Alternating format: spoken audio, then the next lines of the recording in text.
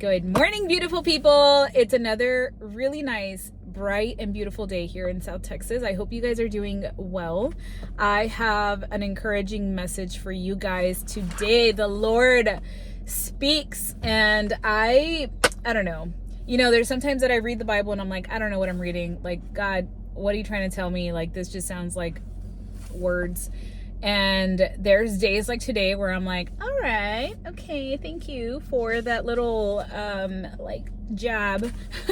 But in a good way. The Lord likes to discipline his children in a loving and caring manner. Like, literally, I used to read a lot of self-help books, and this is the best self-help book ever, because God literally teaches us so much. There is so much wisdom in the Bible. If you have not picked up your Bible, read it. It is so good, so full of like little nuggets.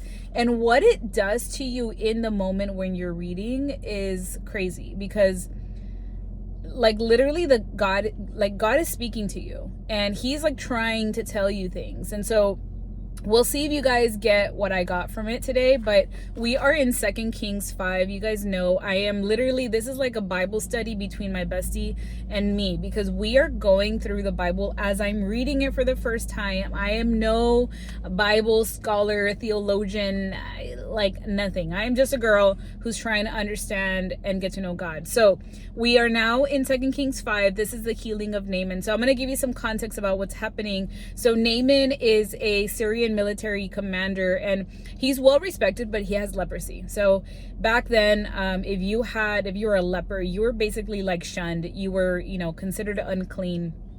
And Naaman was given a maid, and this young servant girl comes up to him and he's like, hey, you should go see this prophet in Samaria, and I bet you like you could be healed, right? So Naaman's like, all right, bet, let's go. Let me pack all these gifts. I'm gonna give him all this silver and all these things as a gift. And what he does is like they send him with like a letter to the king of Israel as like an introduction, and it's basically like, yo, this is Naaman. He's a leper. He needs you to heal him. And when the king of Israel sees this, he's like freaking out. He's like, what do you mean? Why are you sending him to me? Like, I'm not. Do you think I'm God? Like, I'm not a healer, right? Like, I can't heal him. And so he's automatically like thinking the worst, and he's like, oh, this must mean that you want to go to war. This made me laugh when I read it, because I was like, oh my gosh, that is so flawed. Like, somebody can tell me something and I completely misinterpret it, and I go down like this rabbit hole of like, well, they're probably meaning this and this and this, and it's like, no, bro, like, you completely misunderstood. But anyways, Elisha, thank God that we have Elisha, right? So he comes and he's like, calm down, you're fine. Why don't you send him to me? Like, I'll do something with him, right? So Naaman goes to see Elisha, and Elisha doesn't come to the door. Like, he goes to his house and he's like, ding dong, like, bro, I'm here, heal me. I heard good things about you. And Elisha's like, I'm gonna send you my messenger, and my messenger is gonna give you the message that I need to tell you. And this like makes Naaman so mad.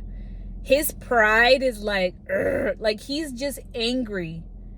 Like, oh, you can't come talk to me, you gotta send your little friend to come and talk to me? Like, what's up with that? And so the messenger goes and tells Naaman, hey, go wash yourself in the Jordan River 7 times and you will be healed. This part, again, it tells you how much pride I have. And this is what stuck out to me, is like, Lord, you are reminding me that there are situations that I go through where I have so much pride and I think of myself so highly. I put myself on this pedestal that I sometimes am also like that. Like, oh, you think I'm gonna do that? Like, don't you know who I am? Like, that sounds so bad, but guys, I know you have been there before, where there are situations, whether it's at home, like with your spouse, with a friend, with a family member, at work, where you are told to do something that you're like, but I'm better than that, So this is what's happening, right? Naaman's like, bro, do you know who I am, right? He's angry, and he's like, like, I can't imagine that Elijah didn't come to talk to me. I can't believe that he just didn't heal me. Instead, he tells me to go wash myself. And not only that, but you're telling me to go wash myself in this dirty river. So he's offended, right? He's offended.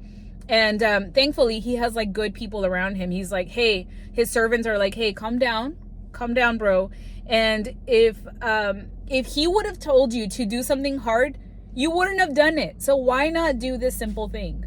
Like, guys, how many times have you not wanted to do a simple thing that somebody asked of you because you're like, oh, I'm so much better than this? But then if you think about it, if they would have told you something harder, something that maybe was like up to your level, you probably wouldn't have done it either, you know? Like, okay. So then Naaman humbles himself. Thank the Lord. He humbles himself and he's like, you know what?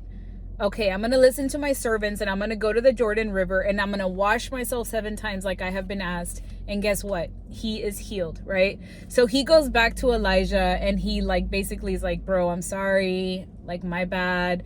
You were right.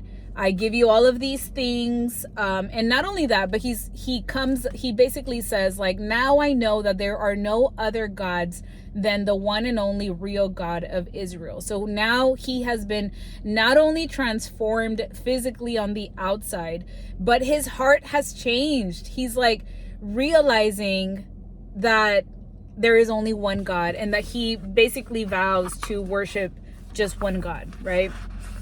So here are my takeaways from this story, because there is a lot.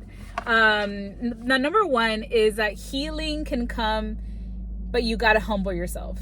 Healing comes through humility. We can sometimes miss miracles because of our pride. So, you know, Naaman didn't like the method or the simplicity of how he was going to be healed. He wanted some like big grand thing. Maybe he wanted Elijah to like lay his hands on him. Maybe he wanted somebody to do a little dance. I don't know what he expected, but his expectations of how he wanted the miracle to happen was so high that he could have completely missed it because of his pride. So instead, he ended up having breakthrough and had healing when he humbled himself. He had to let go of his ego and obey. So some of the biggest blessings in our lives will come when we stop overthinking, we humble ourselves, and we do the small and faithful things. This was the biggest takeaway for me, is like how much pride I still have in my heart and how I need to humble myself and do the things, even the simple things, because God is wanting you to use that situation. He's wanting to use that person. He's wanting to teach you something in that moment, right?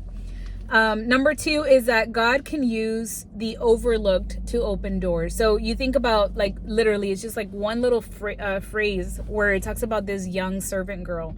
But the fact that, like, she was just a nobody, right? She was a nobody. She didn't have a platform. She didn't have any power. She wasn't even named, right? She didn't have a name. She was a young servant girl. Yet her act of compassion, of like being like, hey, I know you're dealing with this and I know somebody that may be able to help you.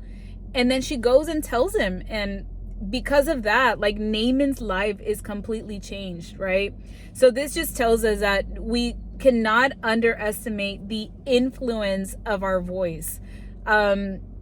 This reminded me of me because I have mentioned in several videos that I started YouTube.